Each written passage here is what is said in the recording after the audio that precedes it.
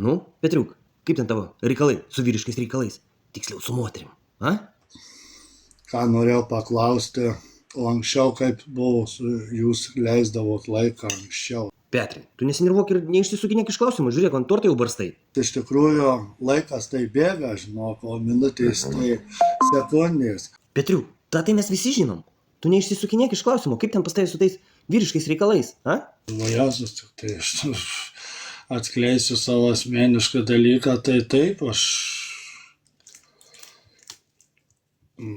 gal jūs ir pasijuoksit kartais, jeigu su moterim atsigulčiau dabar į lovą, tai per naktį gal kokiu prieš 40 kartų man reikės, jei nedaugiau dar. Tai čia... Tai čia ne... Čia oho?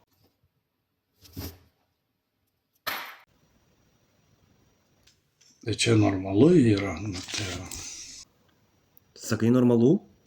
Čia taip ir yra, aš, pavyzdžiui, su draugės, noriu, man 40, noriu.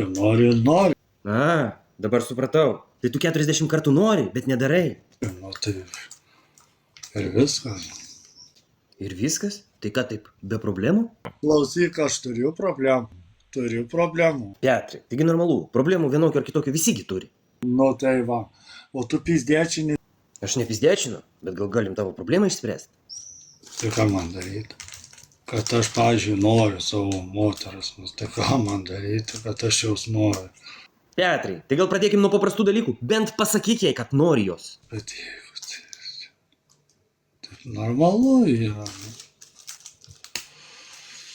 Toks gyvenimas.